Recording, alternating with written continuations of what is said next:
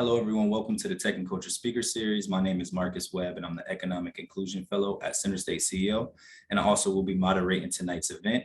Before we get started, I would like to say thank you to JP Morgan Chase for sponsoring this event and really sponsoring a lot of the work that we do around tech and culture and trying to diversify the tech industry here in Central New York. All of this work wouldn't be possible without, the funding and the support that we receive from JP Morgan Chase. So again, I just wanted to say thank you to our sponsor, and we're happy to continue doing this work.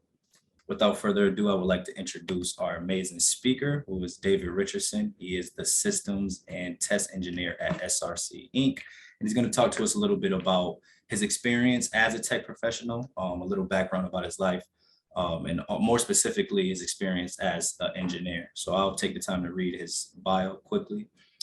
David Richardson is a system and test engineer at SRC Inc., a not-for-profit research and development company that develops creative solutions for nationally significant challenges in defense. After graduating from Syracuse University, David started his career at Saab Sensis, where he worked in the air traffic control division.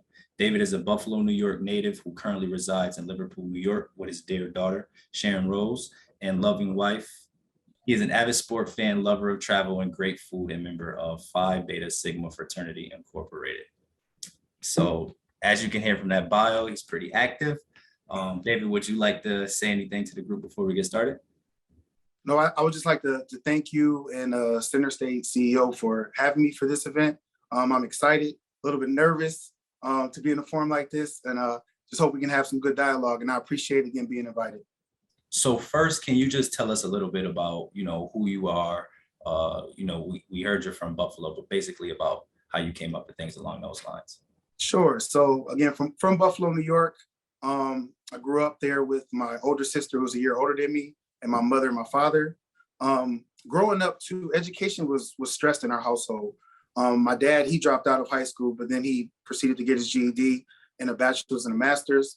My mom went to college as well, and my sister, she graduated as well. She's a tax auditor and an author right now. So education was stressed for us growing up. So nothing but 90s or better were allowed in our household, because I think my family knew that education was the way that I was accustomed to a certain lifestyle, that I can maintain that lifestyle and then increase it and make it better for myself in the future. So education was stressed.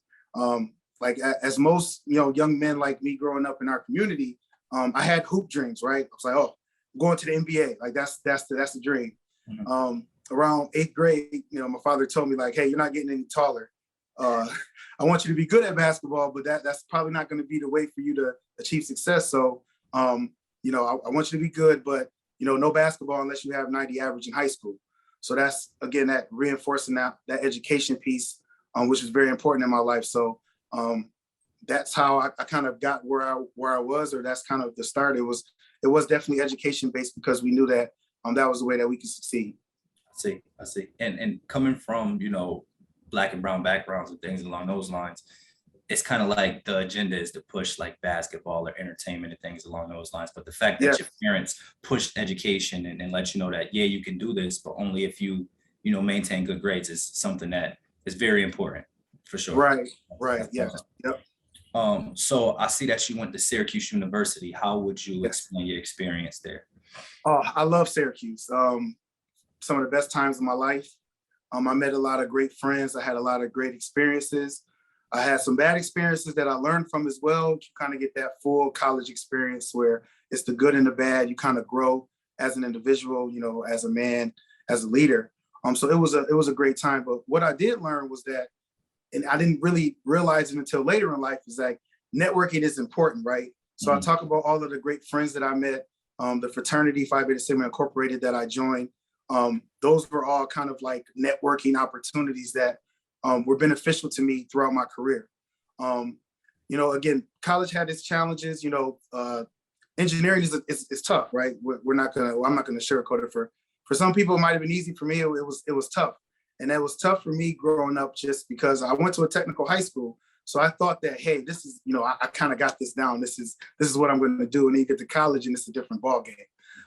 Just the class load and balancing that with the social life, and while you're learning yourself is difficult. But it was such a great experience, and I think that I wouldn't be where I am today and the person I am today if I didn't have the good and bad experiences with college. So it was a total experience. If anybody ever asked me about SU, I always have great things to say about it. The resources up there were great. I met a lot of great people, a lot of great professors, very smart people, people that were very helpful and influential in my life. Sure. What made you choose engineering as a major? So I went to a technical high school, and I think the thing with engineering that was being pushed at the time was that it could be a pretty lucrative career from a money perspective, especially for someone like me, where you see like, oh, this is good, this is pretty good starting money, and this is pretty good money going around. And then also the job security part of it, I thought was interesting. But when I got to the technical school, I was kind of in my wheelhouse. So we would have classes like 3 periods, right, at the end of the day, where the first period and a half was like theory. So we would learn this technical concept, and then the last half of the day would be actually implementing it with our hands, which was great. Because I like to learn, but also I like to learn with my hands, I like to implement what I was learning. So that's how I kind of got into kind of engineering and tech. Again, I saw the possibilities that it could provide for me once graduating. And I'll be honest, like during my college career, at least the first 2 years, it's a lot of theory, right? Not a lot of hands-on stuff. So I was getting a little discouraged, like, oh my God, is this what my life's going to be like? And then as junior year came along, you start to get into the labs where it's a little bit more hands-on. So you're applying that theory. And then I was like, oh, this is something I can do. And that kind of led into, my senior year, I had a co-op opportunity at Sensis, which then kind of brought everything together and was like, this is exactly what I want to do. This is what I love. And it kind of brought everything together. I see. And not to get too far in depth of what you do currently, because we're going to ask that a little bit later, but you say that the skills that you learned at SU kind of translated and you still use them today in your everyday job? Yes, I would say the skills I learned was, I think, just the problem solving skills, kind of working through a complex problem, breaking it down and not being overwhelmed with the process. And actually working with people, I think, was one of the more important things that I've learned. Different types of people that are not from your background, and just working together to solve a problem. I think the problem solving skills and working with people was one of the main things I learned from SU. A lot of those algorithms and things that I learned in calculus, I don't use as much anymore. There are people at my company that are very smart that have that niche that use that stuff. You do have to, I think it's the problem solving skills and the ability to I think try to learn quickly, ask questions, and just make yourself available. I think were the things that I think really helped me from SU that translated to work now. I see. That's great. So you kind of touched on this already, but with many options upon graduating with an engineering degree, upon graduating, what made you choose to work for Saab Sensis and get that first experience with them? So I did a co-op my senior year. So while I wasn't in school, I was at Saab Sensis working in the test engineering department. And just want to say, as a side note, when we talked about networking before, I got the job, or at least I was able to get my resume in there because my frat brother knew someone in the HR department that was pretty high up. So it's one of those deals where it's like you do, it's kind of who you know in some instances. And that kind of proved to be true, I think, as we go later on in my career, which I'll talk about a little later. But I was able to get that opportunity, and it was fun. I actually enjoyed what I was doing. I was working on problem reports. So there were issues that for systems that may have been found out in the field, there were problems, and then they would implement, software folks would implement, or systems folks would implement the solution, and then I would test it to make sure that it was working properly, or they would, same thing with enhancements. There would be a new feature that would come in, I would test it to make sure that it worked. And I think just that whole process, I really enjoyed. I enjoyed learning about the product. So I was like, oh, this is great. During my senior year, though, I did go through an interview process with Budweiser. It was 3 interviews, and they gave me an offer as well. But it was more of a supervisor track. And I was, as I was thinking about this series, I was like, wow, I'm really glad that I chose the offer from Saab Sensis at the time, because I think going the technical track is what I wanted. So I was thinking about that, like, wow, I'm really glad that it went that way, because I probably wouldn't be where I am today. Who knows how that job would have went? I mean, it was Budweiser. It sounded fun. All of the perks sounded fun. It sounded great, but I was really happy that I was able to make the choice with Saab Sensis because of the technical track, and I really liked what I was doing. Beautiful. So it seems to be a reoccurring theme when I, talk to speakers and talk to people in our network about the importance of networking. From your, perspective or opinion, how important do you think, who you know and versus what you know? What do you think? Which one do you think is more important? I honestly believe it is who you know, just because I've seen personally experiences of a lot of people where it was what you know, and they couldn't get in the door in certain spots. I do a lot of mentoring with younger engineers and people who are in college right now. And I mean, for example, there was a young man we were mentoring from an Ivy League school, great grades, and he couldn't get an internship. And I was like, if he can't get an internship, it's, like, that's just this is what I know. It's on paper. And again, it could have been other factors why, but it's just like things like that. You kind of wonder like, wow, how does this happen? Right. But it's easy when, hey, you kind of know someone, they can kind of vouch for you like that process. It seems to help. Now, I'm not saying it's the end all be all. You do have to have the credentials and the smarts in place when the opportunity comes, but it having the who you know part it helps out a lot. Sure. Yep. Great. Okay, kind of transition a little bit. Can you tell us a little bit more about SRC? Sure. So I'm reading what SRC is, and then I'll tell you what I say it is. Okay. SRC is a not-for-profit research and development company that combines information, science, technology, ingenuity to solve problems in areas of defense, environment, and intelligence. So that's the company line. And what I say is just SRC just makes very cool and innovative solutions for very difficult problems. Okay. And it's a place with a ton of smart people, a ton of friendly people, a ton of great people that are all working to just find those creative solutions for very difficult problems. I see. Yeah. And more specifically, what is your role as the system and test engineer? So systems integration and test. So it's a part of kind of the engineering chain. We're kind of at the end of the chain. So systems kind of works with design. And then there's like a implementation phase. So that could be software, hardware, where they actually take the design and kind of make it. And what test does is pretty much risk mitigation. So once all of those things are put together, we test the system to ensure that it performs the way it's supposed to. There is no system in the world that's bug-free when it goes out the door. But our job is to try to minimize the risk, try to eliminate as many bugs as we can before it reaches the customer or whoever the end result is. So, and how I look at test engineering is it's a little different. And I think it was the way that I was kind of brought up at Saab Sensis and the mentors I've had at Sensis and at SRC is that sometimes test engineers don't want to know as much as the systems and software folks, but I found that that's kind of been my niche as a good test engineer is I want to know everything about the system because I can test it the best way I can if I have that information. And I've known that to be kind of a good thing to, hey, I want to sit in on design meetings. Like, well, why was it designed this way?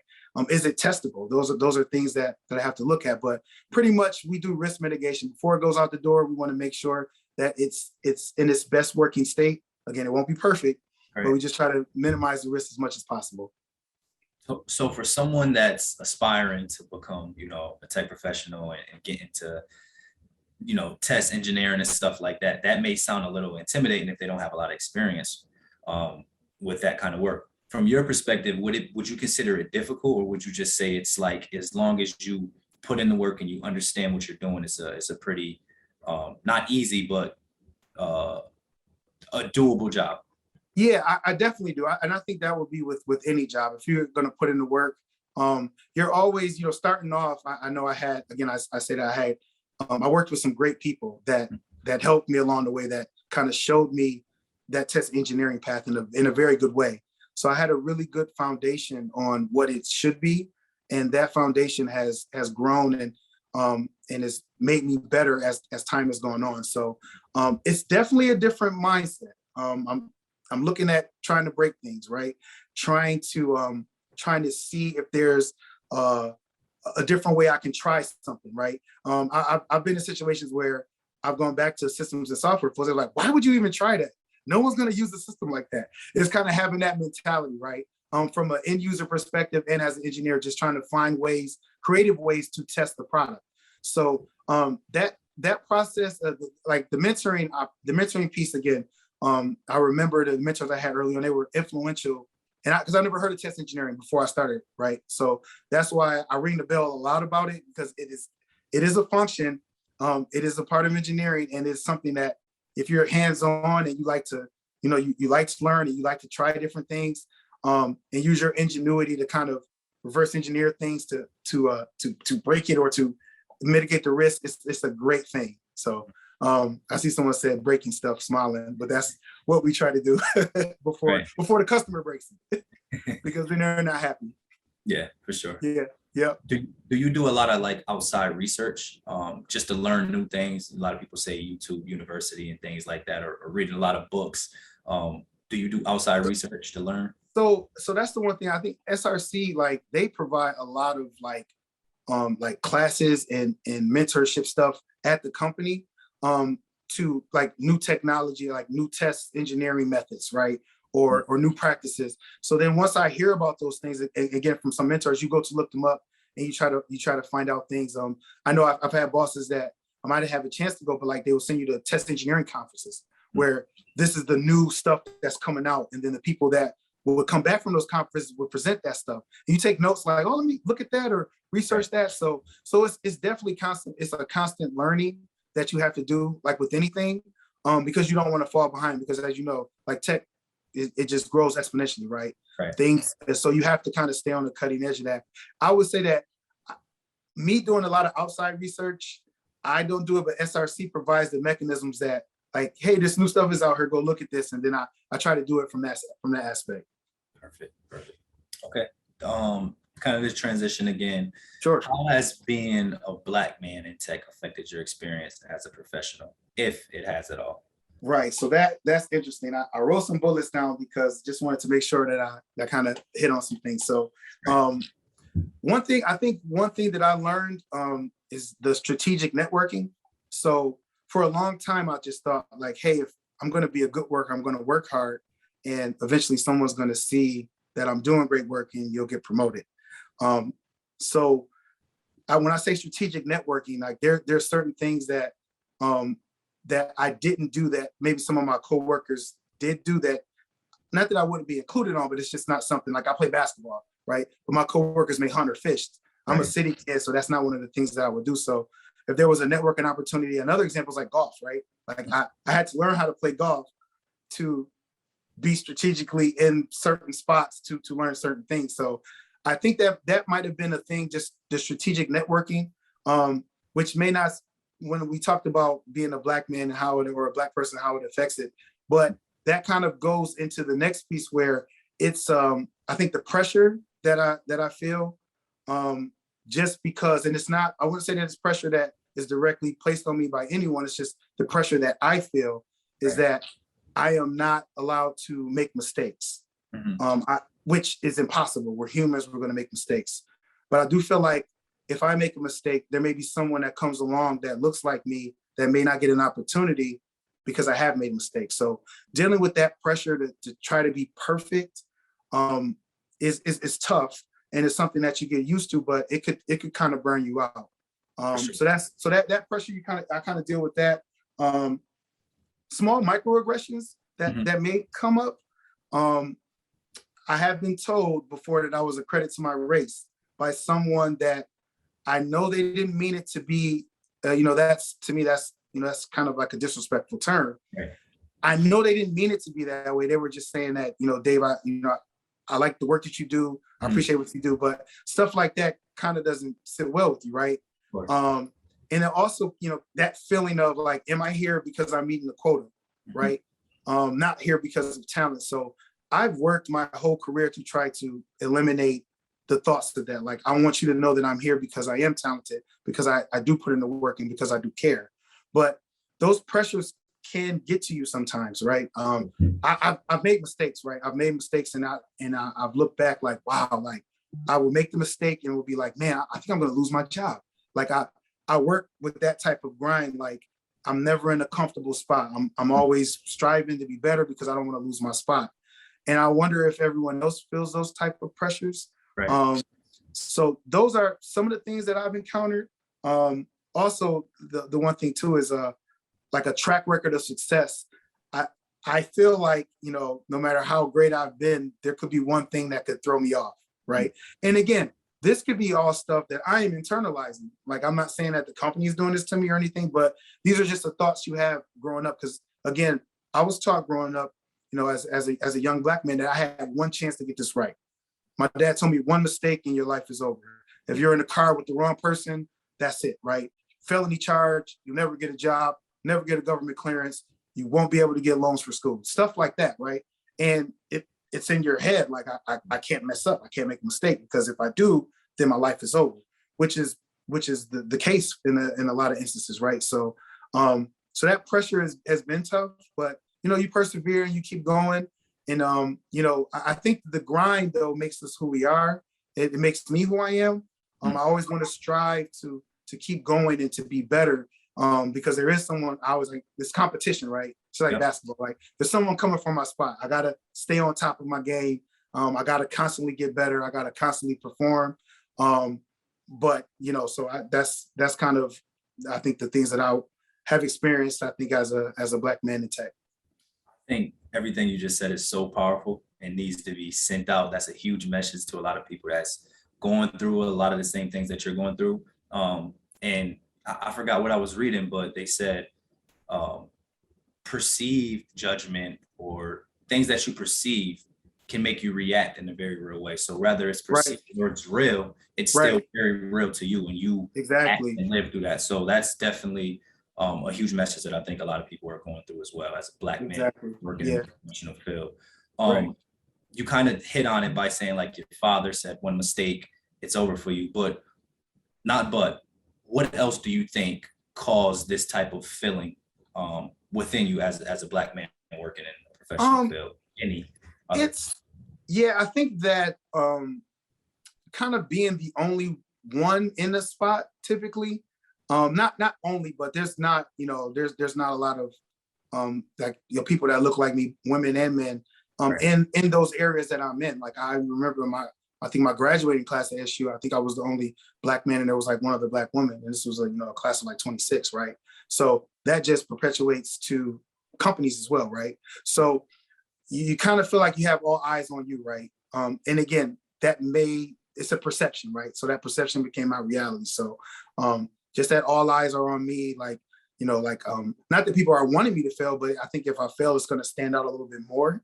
So you work to try to prevent that. But like early on, I would say, like, you're scared to take chances because you don't want to make mistakes, and which the only way that you grow is to take chances and fail, right?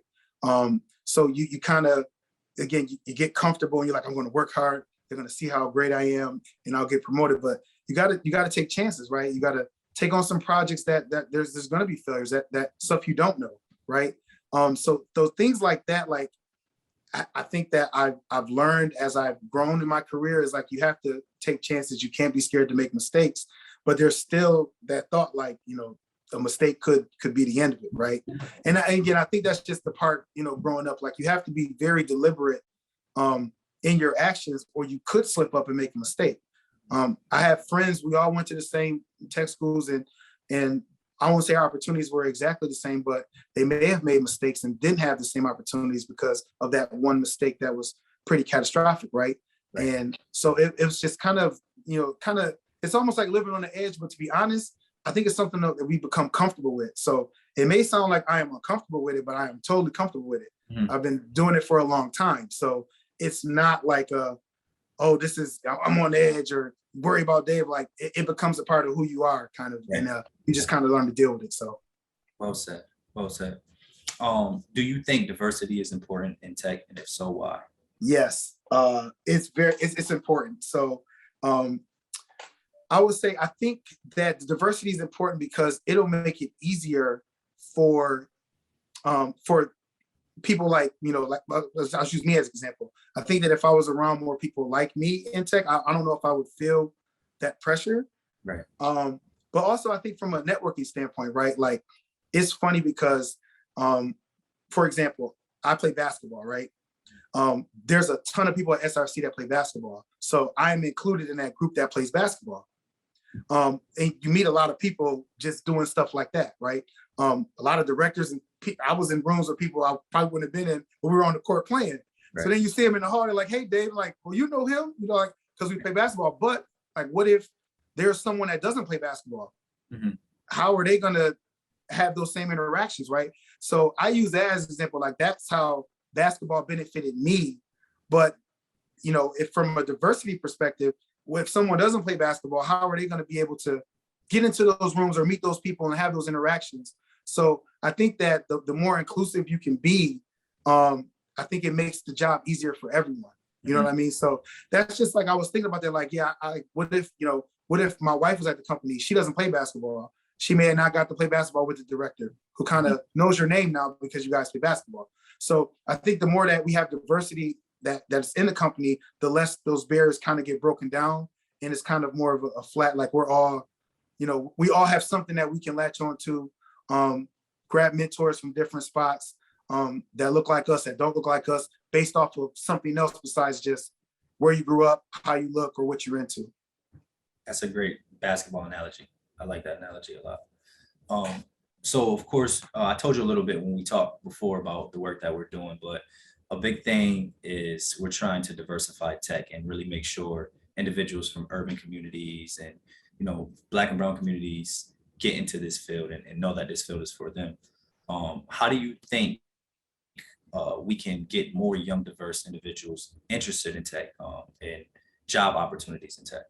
Sure. So what I would say, I do think that people are interested in tech, but like you said, I think we need the opportunities, right?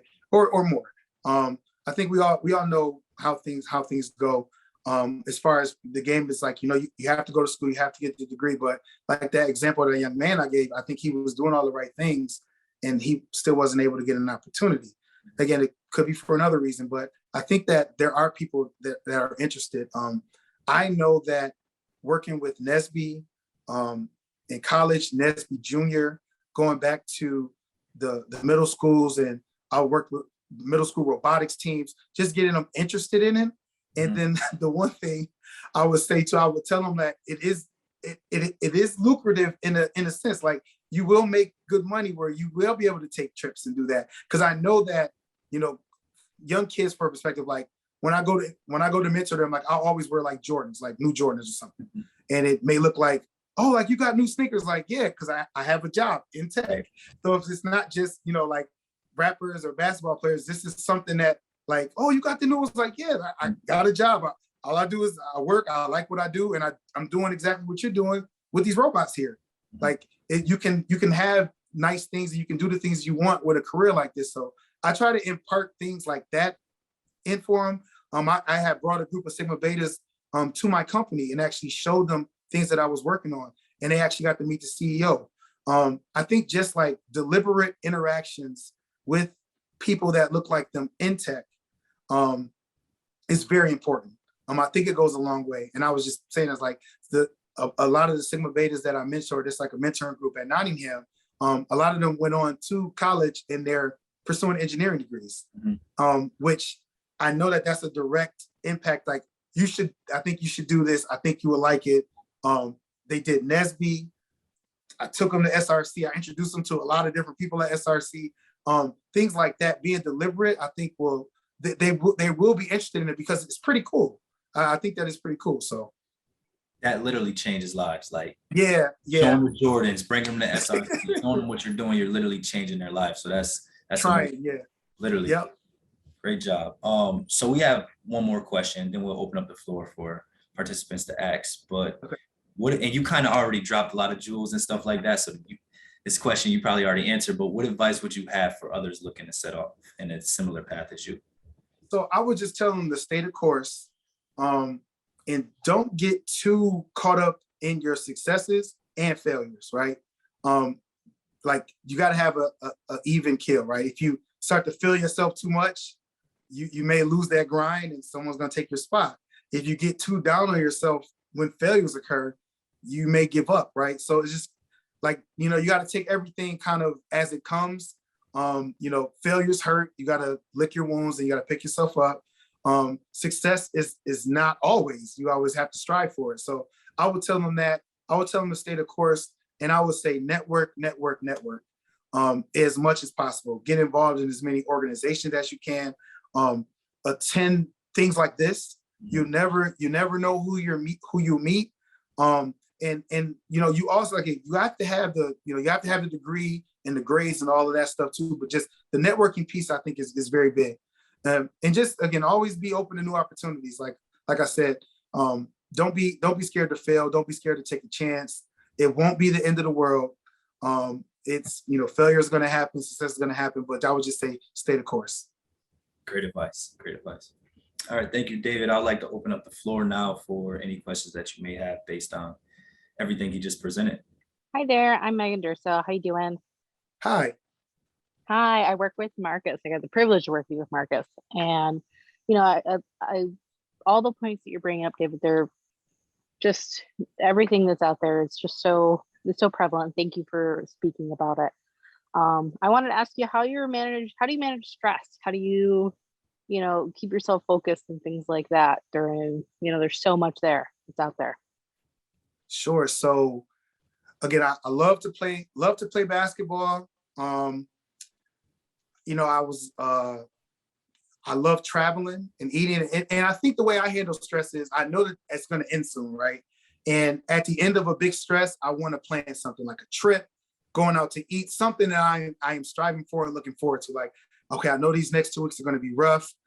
We got a customer coming into town, but I know on that Friday, like, we're going to take a nice trip and have a meal, or I'm going to go play basketball. So that's the way I kind of handle stress. As I'm getting older now, I have a little one. I don't have as much time to play basketball or maybe travel as much. So it's just trying to find some alone time to recharge. I think that's always been the best thing for me, is just, kind of get in a spot where you can kind of recharge your batteries and attack the day as it comes. Thank you, Megan. That was a great question. We have a question from Glenn in the chat. How about talking about any regrets? Would you do anything differently if you could do it over? Oh, that's a good question. I don't know if the right way to say it, like, maybe have more confidence in my abilities or my place at a particular company or at my companies earlier. Because I feel like once you're confident in your abilities and you can project it, I think you progress a little bit faster. Also, I do regret not taking more chances in my career early on. You get comfortable. It's like, I'm really good at this. I want to stay doing this. It's just, I kind of like, I wish I had taken some more chances for growth, but that fear of failure kind of played a role in that. But I think that's what I would say. I wish I would have taken more chances and then maybe had some more confidence in my abilities early on. That's great. I have a follow-up question with that, then we'll continue to get back. But would you say some of that doubt and confidence issues would be like considered, what's it called, imposter syndrome? Like, maybe you belong to an extent. Absolutely. And I think I first encountered that when I went to college. I was like, yeah, I went to a tech school. I'm supposed to be here. And I'm like, whoa, these people are really smart. Am I supposed to be here? Like, how did I get into SU? Like, you start to question that stuff, right? And then even at both of my companies, like, my companies are very, like, it's very tough to get into SRC. And I'm like, how did I get in here? Like, what was I like, like, am I supposed to be here? Right. And, am I only here because of this? So that kind of plays a role in it as well. But after a while, you start to figure out, like, I do belong here. Like, not that people aren't smart, but people aren't as smart as I thought, or people don't have the same grind that I have. So I'm going to stand out once I keep working this, right? So I definitely feel like that played a role. Absolutely. Sure. All right. So I have a question from Jeffrey. Do you have an experience you could share where you had a failure, but in hindsight really turned out to be positive? Absolutely. I knew this question was going to come up. So when I was working at Sensis, I was doing some testing on this product, and there was a bug that I saw. I could not reproduce it, and I didn't write it down. You always taught, like, when you see it, write it down. Just write it. We call a ticket for it, just so it's out there, so that if it comes up again, it's like we did see it, we couldn't reproduce it, but it does exist. I continued to test for 3 months, never saw it. Customer comes to witness it, and it pops up. So then the question is, like, how come you didn't see this before, or where did this come from? And it's like, that was a mistake, right? You have egg on your face in front of a customer. You're supposed to be running this, and it's supposed to work, right? So it was one of those things where it hurt because I did see it, and I didn't do what I was supposed. I was always told, just write it down. I was supposed to do what I was supposed. I didn't do what I was supposed to do. And I remember, like, I was really down about it. And not that anyone made me feel down about it. Again, mistakes happen. That's a part of what we do. But it's like I should have known better. So it's like that one, and it hurts too, right? Because it is, that's on me, right? You have to own it. It wasn't anyone else's fault but mine. So it hurt. It got reiterated to me, hey, Dave, I know you mentioned that you have to write stuff down, like things like that. So there's little things like that, those little bumps in the road, they become a part of my catalog that I always try to remember to do. And yeah, I do get, like, you get hard on yourself. I remember, like, oh my God, I'm gonna lose my job for this. Like, let me start looking for another job. And it's not the end of the world like that. If you keep making those mistakes, it will be. That's the way I look at it. But it's just, and sometimes you need those mistakes too to kind of reset you back, right? Again, start to feel yourself like, hey, I'm getting real good at this. Like, they appreciate me, and then boom, you get smacked like that, and then you kind of back down to, it's a humbling experience, which we all need at some point. You need to be humbled. You're not great. You're not perfect. You should be striving for that. So when you think you've arrived, that's when you get hit and you figure out that you haven't. So I distinctively remember that, because we do a lot of testing in front of customers. And I think I remember all of the stuff that failed in front of customers, because it's like, I have to explain what happened, because I was supposed to be testing this for a year, and I didn't see it, or I may have saw it, or something may have been a symptom of it, and it was something that I missed because it is my responsibility, right? So those things are always humbling. Great question, Jeffrey. Great response, David. We have another question from Glenn. Where do you see yourself going after test engineering? Make a lateral move, go into management? Question. So I think, like I said, I know I keep talking about how great SRC is just because it is. So again, I have really good mentors. I would never want to be full-time management or supervisor role, because I would need that, scratch that tech itch, right?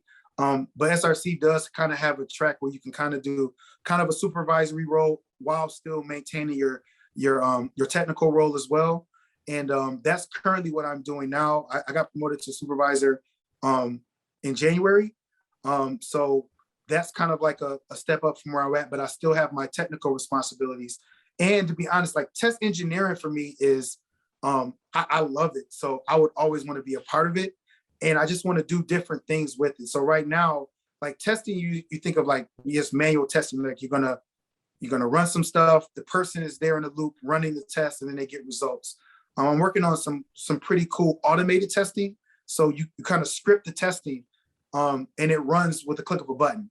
So you pretty much get to get all of this extra testing in an easier way, which will allow me to focus on other things. So I think that there's leaps and bounds in breadths and depths that you can go with test engineering. So I definitely want to stay kind of in that realm.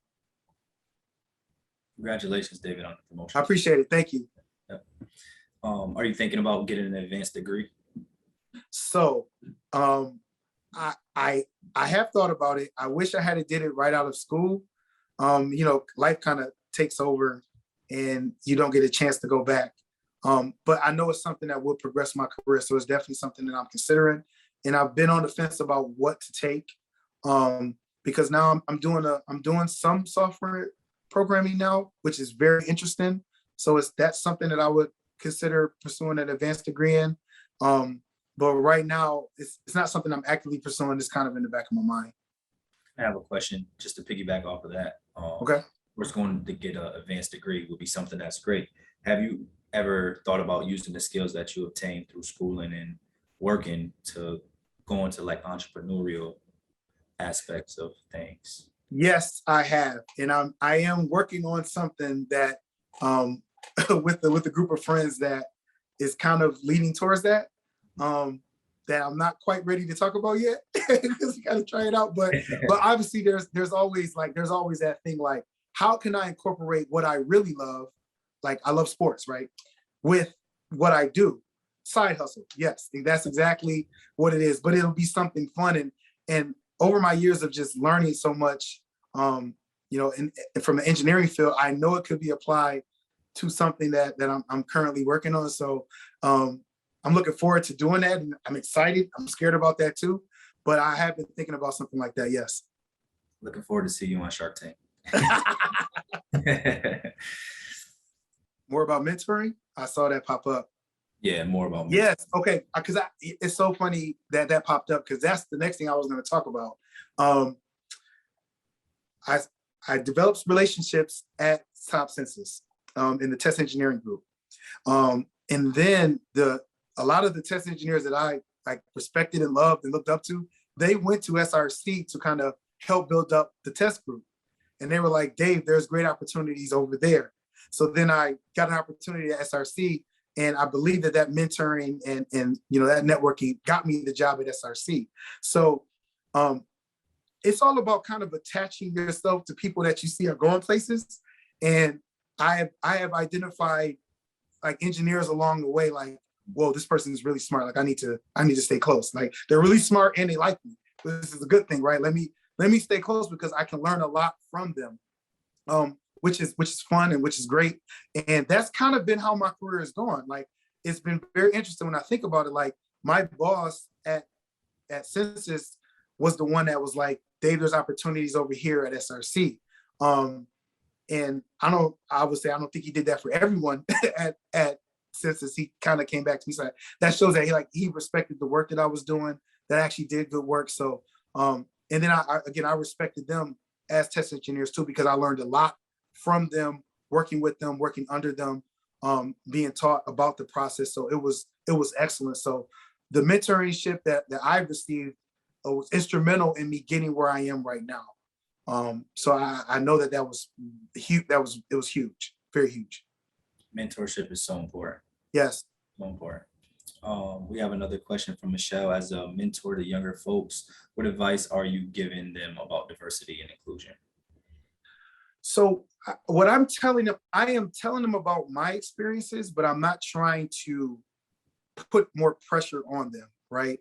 I think that there is an active, what's the best way to say it? There's an activeness about getting diversity in all areas, right? So I would say look for those opportunities. I think you should look for companies that promote diversity, but not only promote it, like you should look to see kind of like, well, who is in their C-suite or who are supervisors, because a lot of companies may talk about it, but they don't have those people in those leadership roles, right? So the advice that I would give them is just like I would find mentors. I would look at companies that are actively trying to make their companies more diverse. And again, I'm speaking about SRC because I work there. Like I know that they're actively doing those things because of talks like this that I was approved to talk to. Just the stuff of me bringing my my young mentees or the kids that I mentor up to the company and being so gracious about it, and then setting up stuff where I could talk to the CEO, right? Things like that show that a company is active in diversity. But I always say just get involved in diverse groups as well. Make yourself available and just network as much as possible. Great advice. Great question as well. We have another question from Glenn. Sometimes engineers have a lot to do, have a lot of OT for deadlines, and to get ahead, how do you maintain balance? So I think this goes back kind of to the stress question.